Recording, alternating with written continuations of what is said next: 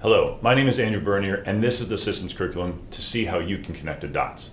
I've been a teacher for many, many years, and I've had long frustrations with this, the grade book. And in my conversations with administrators, teachers, and parents, I found that they share a lot of the same frustrations.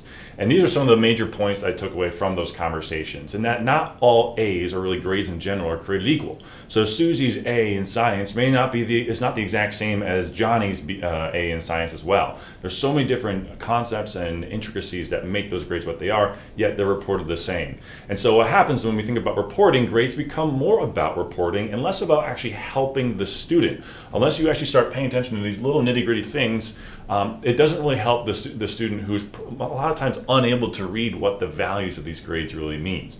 And so what we start doing is we start excluding all the other good characteristics and traits that makes a student up outside of the classroom that may help what they're learning in the classroom.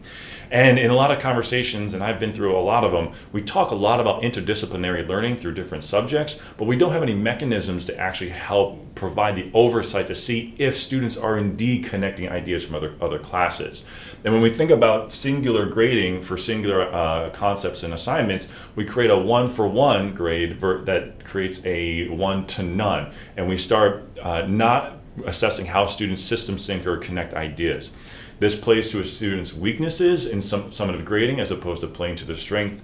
And a lot of the conversations I had about ed technology, they said they have seen almost no innovation when it comes to actual specific grades themselves.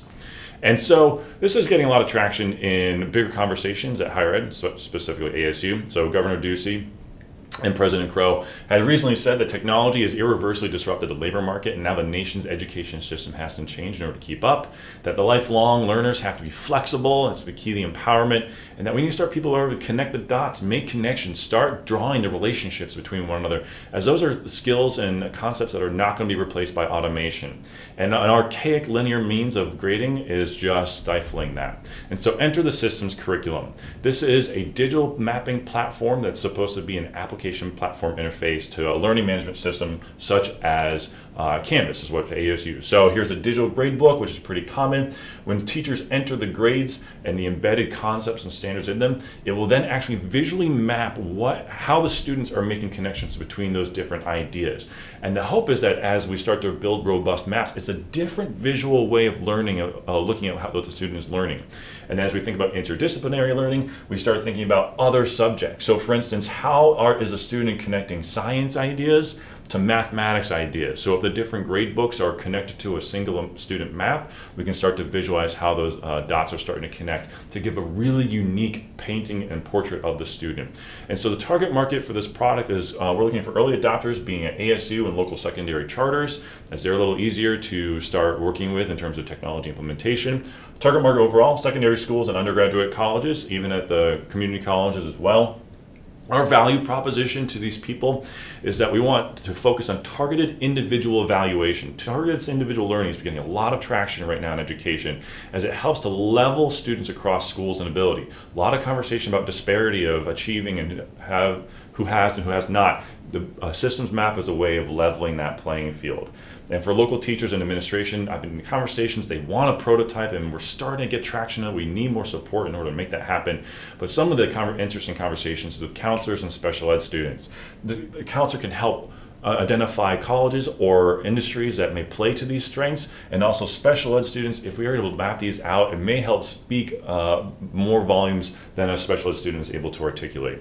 And so our competitive advantage is that we're focused mostly on grade innovation. You're getting a lot of competition from Mastery Connect, Atlas Rubicon, but what they do is they still isolate concepts and they do a lot more stuff. We want to focus solely on this idea of grade innovation. And grade books are plentiful, as are mapping platforms, but there's none that are actually marrying the two. This would be the first of its kind. So the strategy for us is in the spring, as we're doing right now, developing a proof of concept, an MVP. Fall, start testing with students and data collection. As we move into further semesters, we want 10 founding schools, and then we start thinking about individual student subscriptions, and we have broad aspirations in about 4 years' time to get to 8,000. Our business plan right now is affordable and accessible as a web-based subscription platform. Colleges will get the brunt of expense for $15, public schools at $10, and we want to make this affordable and accessible, so we're really emphasizing that Title I schools and charter schools will get $5 a year per student to access a subscription. So if we were fortunate to receive $10,000, that'll provide for all these different ways that really get us down the road. We're looking forward to how to enhance our project, and this is right now what we're looking to, this is our current obstacles that we could use that could help us out with funding. And right now our team is myself as a CEO and founder and kind of creative being, my friend Christopher Wilson, who is well versed in tech startups. He's coming on as a chief operating officer, and we do have a team of 4 ASU engineering capstone students that are putting together a minimally viable product right now. We are a fully formed LLC, and here's our advisory board of local respectable business leaders and thought leaders. And that's the systems curriculum. Thank you so much.